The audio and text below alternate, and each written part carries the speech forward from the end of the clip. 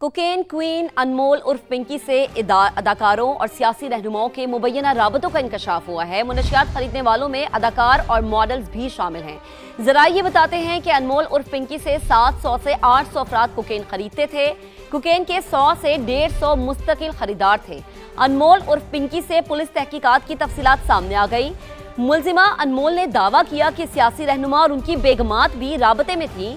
मुलजिमा ने इल्जाम लगाया कि दरख्शा, गिजरी, बोर्ड बेसन पुलिस स्टेशन को लाखों रुपए रिश्वत दी। अनमोल उर्फ पिंकी के नेटवर्क का पर्दाफाश, मुनशियात बेचने और खरीदने वालों की तफसीलात मंजर आम पर। दौरान तफ्तीश मुलजिमा के सनसनीखेज इंकशाफात। बताया 700 से 800 अफराद कोकेन खरीदते थे। 100 से 150 कोकेन के मुस्तकिल खरीदार थे। शोबिज स्टार्स और सियासी शख्सियात का भी राब्ता था। साबिक शौहर राना नासिर के इदारों से ताल्लुकात थे। राना नासिर के भाई कराची में मनशियात के डीलर हैं। वही वुकला दफातर और चैम्बर्स में मनशियात रखते थे। पिंकी के नेटवर्क का अहम किरदार जिशान भी पकड़ा गया। तहकीकाती हुक्काम के मुताबिक जिशान पिंकी के अकाउंट संभालता था। पुलिस ने मजीद 2 अफराद को हिरासत में ले लिया, जबकि पिंकी से राब्ता रखने वाला पुलिस एहलकार कामरान ताहाल फरार है। पिंकी की नई ऑडियो भी मंजर आम पर आई, जिसमें उसे मंशियात के इस्तेमाल का तरीका सिखाते सुना गया। ड्रग क्वीन के भाइयों का रिकॉर्ड भी सामने आया। पुलिस के मुताबिक मुलजिमा के 3 भाई रियाज बलोच, नासिर और शौकत बख्श भी ड्रग सेलर हैं। शौकत बख्श मंशियात फरोशी के लिए खास कारिंदा है। तीनों भाइयों के खिलाफ असला ऑर्डिनेंस और नारकोटिक्स एक्ट के तहत मुकदमात दर्ज हैं। जराये के मुताबिक पोश इलाकों और तालीमी इदारों में मुलजिमा का 6 रुकनी गैंग काम करता है, जो तालीमी इदारों में तलबा को टारगेट करते थे। पुलिस ने सिटी कोर्ट में पिंकी के मुकदमात और मंशियात बरामदगी की रिपोर्ट भी जमा कराई, जिसे केस प्रॉपर्टी का हिस्सा बना लिया गया। साथ ही रिपोर्टर लियाकत अली राना के साथ नवीद कमाल, समा, कराची। तो कराची में गिरफ्तार अनमोल उर्फ पिंकी से पुलिस तहकीकात जारी है। कराची और लाहौर में होने वाली तहकीकात पर बात करने के लिए ब्यूरो चीफ कराची असलम खान, कराची से हमारे रिपोर्टर नवीद कमाल और लाहौर से फहद भट्टी ने हमें ज्वाइन किया है। सबसे पहले ब्यूरो चीफ कराची असलम खान की तरफ चलेंगे और उनसे हम बात करेंगे। असलम साहब, वो लड़की जो कि ये ख्वाहिश रखती है कि मैं मॉडल बनूंगी लेकिन एक कोकेन क्वीन बन जाती है, क्या है बैकग्राउंड? कब वो इस फील्ड में आती है? कब उसके ऊपर इल्जामात लगते हैं? कब से ये धंधा शुरू किया हुआ है इसने और कौन कौन इसके साथ है?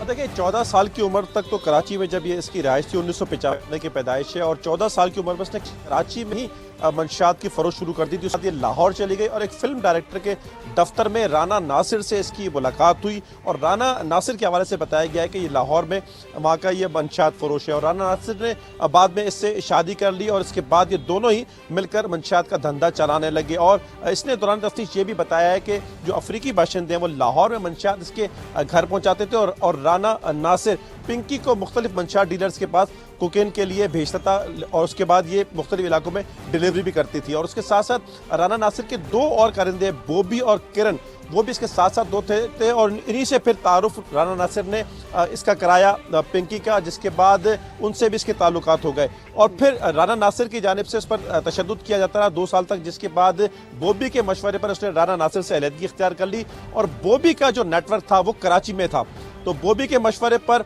अनमोल उर्फ पिंकी ने अपना एक नेटवर्क बनाना शुरू कर दिया, क्योंकि उससे पहले राना नासिर का जो नेटवर्क था वो ना सिर्फ कराची, लाहौर और इस्लामाबाद तक था। अब बॉबी ने 2 साल तक पिंकी की मदद की और उसको मंशियात के 10 से 12 बार उसने उसको मंशियात डिलीवरी की। और उसके साथ साथ मंशियात के जो मुख्तलिफ मंशियात हैं, उसमें आइस भी है, उसमें कोकेन भी है, वो पिंकी को देता रहा और उस पर वो मुख्तलिफ तजुर्बे करती रही। और उसके बाद उसने अपना एक ब्रांड बना लिया, जिसके बारे में कहा जाता था कि जो 10 से 12 हज़ार की कोकेन थी उसको वो 40,000 रुपए तक बनाकर फरोख्त करती थी। तो ये अभी इब्तिदाई तफ्तीश में चीज़ें सामने आई हैं और 6 रुकनी इसका जो ग्रोथ था वो तालीमी इदारों में और पोश इलाकों में मौजूद था, जिसमें एक खातून और 5 मर्द थे। इसका एक और अहम कारिंदा जो है वो जिशान, वो पकड़ा गया, जिससे अकाउंट देखता था। लेकिन एक अहम एहलकार जो पुलिस का कामरान है वो अब तक जो है मफरूर है। सही, बिल्कुल आप असलम साहब जो बता रहे हैं उसके मुताबिक तो ये भी समझ में आ रहा है कि इस गंदे धंधे की जड़ें जो है वो कराची से बाहर भी फैली हुई हैं।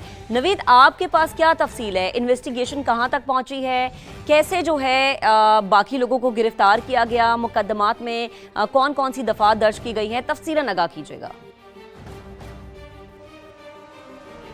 इस तमाम अमल से जो 3 रोज़ा रिमांड के बाद जो इंकशाफात हुए हैं, उसके बाद ये बात बड़ी वाज़ेह हो गई है कि रिमांड क्यों होने नहीं दिया गया और इसके पीछे ऐसे कौन से नादीदा हाथ थे जो इसका रिमांड होने देना नहीं चाहते थे। बड़े बड़े नाम आए हैं, सियासतदानों के नाम आए हैं, साबिक एमएनएस के नाम आए हैं, अदाकारों के नाम आए हैं जो कोकीन के ख़रीदार थे।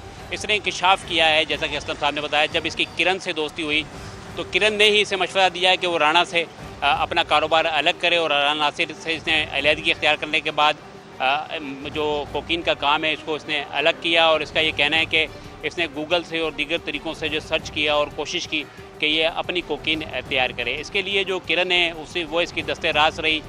किरण ने एक अफ्रीकी शख्स से शादी कर रखी थी जो खालिश कोकीन जो है लेकर आता था और लाहौर में फ़राहम करता था। ये 1 ग्राम से 10 ग्राम कोकीन तैयार करते थे, जिसकी मालियत 9 से 10 हज़ार होती थी 1 ग्राम की, और जब ये उसको वेट करके तैयार करते थे तो 25 से 30 हज़ार पर ग्राम ये फ़रोख्त करते थे। ये कराची में जो है इकबाल उर्फ बाला नामी एक शख्स को इसने इंकशाफ किया है कि ये मंशियात देती थी। इसका ये कहना था कि जिन राइटर्स को हम इस्तेमाल करते थे आम तौर पे वो राइटर्स लाइल्म होते थे कि इसके अंदर असल माल क्या है, और इसको जो है इकबाल उर्फ जो बाला है यहाँ पर दीगर जो इसके कारिंदे हैं उनकी मदद से फ़रोख्त करता था। इसका ये कहना है कि लाहौर से कराची एक कंसाइन के जो है पहुँचाने के 50,000 रुपये देते थे। मुतअद्दिद बार ये ख़ुद भी जो है यहाँ पर कंसाइनमेंट लेकर आई। आपने बात की मुकदमात में 69C की दफ़ा ऐड की गई है। 23(1)A जो है नाजायज़ असले का केस होता है जी। वो ऐड की गई है, और इसके अंदर जो शवाहिद हैं, शहादतें हैं, जो गवाह हैं वो अहमियत के हामिल होंगे। सही, ठीक है, आपने हमें तफसीलन आगाह किया नवीद। अफाद, मैं आपकी तरफ आती हूँ। जैसा कि नवीद ने भी लाहौर का जिक्र किया, तो लाहौर में जो मुकदमा दर्ज हुआ उसकी क्या तफसील है, वो क्या बैकग्राउंड है? महक, लाहौर में 2 मुकदमात दर्ज हुए थे अनमोल उर्फ पिंकी के 2 भाइयों के अगेंस्ट। एक मुकदमा दर्ज हुआ 2020 में और एक मुकदमा दर्ज हुआ 2022 में।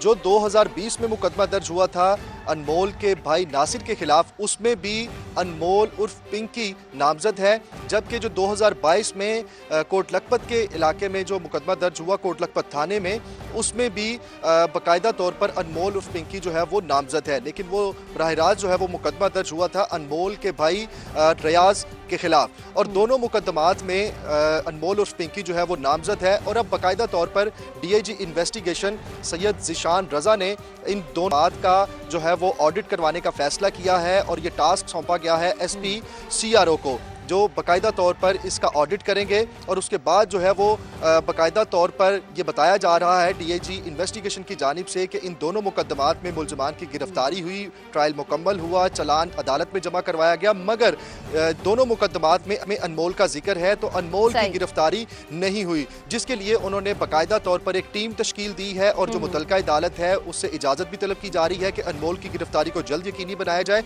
और अनमोल को कराची से लाहौर मुंतकिली के लिए बाकायदा तौर पर एक टीम तश्कील दे दी गई है। और ये भी फैसला किया गया है कि उस वक्त 2020 में और 2022 में जिन तफ्तीशी अफसरान ने अनमोल की गिरफ्तारी नहीं डाली थी, उन तफ्तीशी अफसरान के खिलाफ महकमाना कार्रवाई का भी आगाज और ये फहद बहुत जरूरी है कि पता चलना चाहिए कि वो अफसरान आखिर कौन थे। आपका बेहद शुक्रिया नवीद, आपने भी हमें अपडेट किया, आपका भी शुक्रिया। ब्यूरो चीफ कराची असलम खान हमारे साथ मौजूद थे। असलम साहब, आपका भी बेहद शुक्रिया।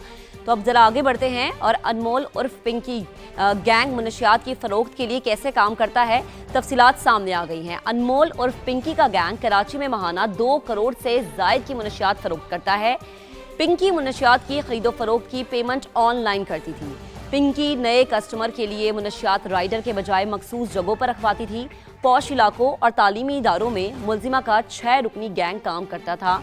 मुलजिमा ने बताया कि लाहौर से मुनशियात भेजने के लिए इंटर सिटी बसों का इस्तेमाल किया जाता है। मुलजिमा ने इंकशाफ किया कि मेरा शनाख्ती कार्ड ब्लॉक हुआ तो समीर के नाम पर बैंक अकाउंट खुलवाया। मुनशियात की रकम मोबाइल अकाउंट से भेजी और वसूल की जाती है। रकूम की मुंतकिली के लिए गुलिस्तानी जौहर की फ्रेंचाइज इस्तेमाल की जाती थी। पिंकी के जेर इस्तेमाल 2 मोबाइल सिम्स दीगर लोगों के नामों पर रजिस्टर्ड निकली है। साबिक शौहर के 2 भाई बतौर वकील काम करते हैं और पुलिस से बचने के लिए मुनशियात वुकला के चैम्बर्स में रखी जाती थी। 2 बड़ी शख्सियात की अहम मुलाकात। चीनी सदर शी जिनपिंग कहते हैं कि सदर ट्रंप ने इस बात पर इत्तफाक किया है कि हमें एक दूसरे की मुखालिफत के बजाय ताउन करना चाहिए। दुनिया के 8 अरब लोगों के फायदे के लिए मुश्तरका जिम्मेदारी अदा करनी होगी। हम दुश्मनी नहीं, शराकतदारी पर यकीन रखते हैं। हमें एक दूसरे की कामयाबी के लिए मदद करनी होगी। चीनी सदर का कहना था कि दोनों ममालिक को स्ट्रेटेजिक ताल्लुकात मजीद मजबूत बनाने चाहिए। अमरीका और चीन के ताल्लुकात दुनिया के लिए अहम हैं। बीजिंग में ज़ियाफत की तकरीब तकरीब से खिताब में सदर डोनाल्ड ट्रंप ने चीन में इस्तकबाल को तारीखी करार दिया और कहा कि चीनी सदर के साथ मुज़ाकरात में तामीरी और इंतहाई संजीदा मामलात पर बातचीत हुई। और ईरानी वजीर खारजा का ब्रिक्स ममालिक से ईरान पर हमलों की दो टोक अल्फाज में मुजम्मत का मुतालबा। नई दिल्ली में ब्रिक्स वज़ीर खारजा के इजलास में अब्बास अरागची ने कहा कि सब पर यह वाज़ेह होना चाहिए कि ईरान नाकाबिल शिकस्त है। ईरानी किसी दबाव या धमकी के आगे सर नहीं झुकाते। हमारे लोग आम चाहते हैं, जंग नहीं चाहते। जब भी ईरान पर दबाव डाला जाता है तो वो पहले से ज्यादा मुत्तहिद होकर सामने आता है। हमारी मुसल्लह फ़ौज किसी भी जारिहत का तबाहकुन जवाब देने के लिए तैयार है। हम सिफारतकारी को आगे बढ़ाने और इसके तहफ़्फ़ुज़ के लिए तैयार हैं।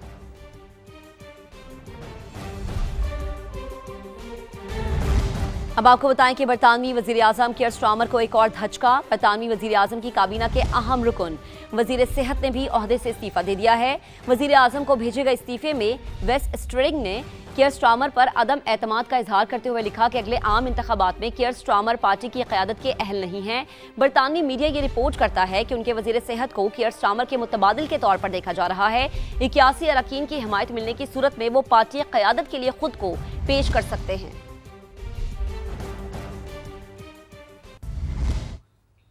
Welcome back. वज़ीर इत्तलात पंजाब अज़मा बुखारी ने कहा है कि वज़ीर आला पंजाब ने इदारा जाती एहतसाब की नई मिसाल कायम कर दी है। लाइव डैशबोर्ड की बदौलत सुथरा पंजाब में बदउनवानी बेनकाब हो गई। मजीद बात करेंगे अपने नुमाइंदे अब्बास नकवी ने हमें ज्वाइन किया है। अब्बास, क्या तफसील है खबर की? जी देखिए, सूबाई वज़ीर इत्तलात पंजाब अज़मा बुखारी की जानिब से एक अहम बयान जारी हुआ है आपसे कुछ देर कबल, जिसमें कहा गया है कि वज़ीर आला पंजाब मरियम नवाज ने इदारा जाती एहतसाब की नई मिसाल कायम कर दी है। मरियम नवाज की लाइव डैशबोर्ड की बदौलत सुथरा पंजाब में बदउनवानी बेनकाब हुई है। तारीख में पहली बार वज़ीर आला मरियम नवाज ने खुद किसी इदारे का एहतसाब करके पब्लिकली केस एंटी करप्शन को भेज दिया है। इसके साथ उनका ये भी कहना है कि सुथरा पंजाब प्रोग्राम के तहत फैसलाबाद में होने वाली संगीन बदउनवानी का खुद पर्दा जो है वज़ीर आला ने फाश किया है। सुथरा पंजाब फैसलाबाद में गड़बड़ महसूस होने पर फौरी तौर पर वज़ीर आला ने ऑडिटर की खुसूसी टीम फैसलाबाद रवाना की थी। तहकीकाती टीम ने मैदान में पहुंचकर ठेकेदारों और सरकारी अफसरान के दरमियान एक मुनज़्ज़म गठजोड़ बेनकाब किया। उनका ये भी कहना है कि फैसलाबाद में सुथरा पंजाब की अवामी फंड को आपका बेहद शुक्रिया, आप हमें तफसीलन आगाह कर रहे थे। अब आपको बताएंगे कि पाकिस्तान और IMF के दरमियान मुज़ाकरात जारी हैं। IMF के वफ्द ने 683 अरब रुपए के टैक्स शॉर्टफॉल पर तहफ़्फ़ुज़ात का इजहार किया है।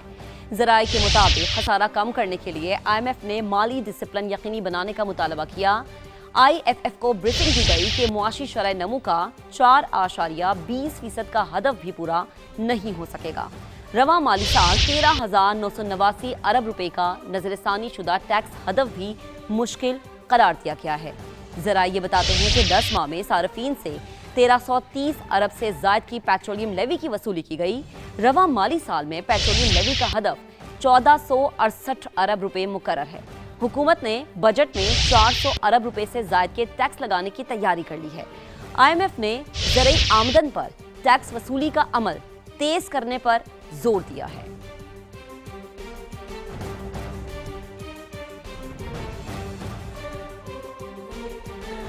विफाकी बजट या आईनी तरमीम हमारी हिमायत के बगैर मंजूर नहीं हो सकती।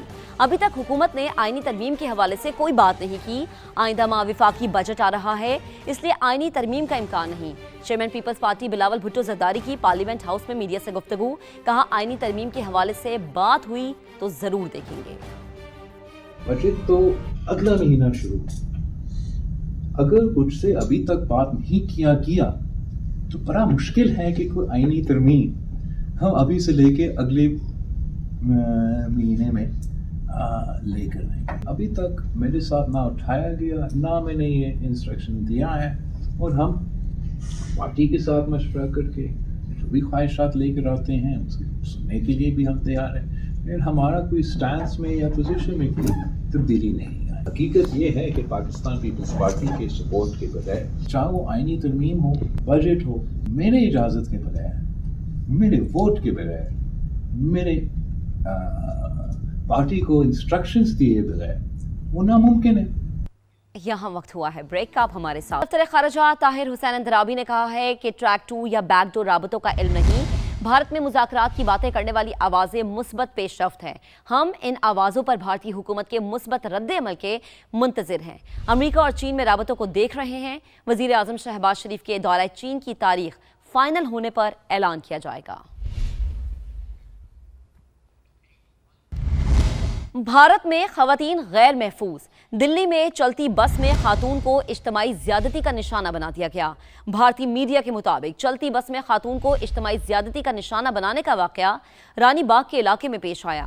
पुलिस के मुताबिक मुल्जिमान ने पहले खातून को जबरदस्ती बस में सवार किया और फिर इज्तिमाई ज्यादती की गई। खातून ने मुल्जिमान के चुंगल से निकलकर पुलिस को इत्तला दी। पुलिस ने दोनों मुल्जिमान को गिरफ्तार करके बस को जब्त कर लिया। वाक़े पर भारत में गुस्से की लहर दौड़ गई है।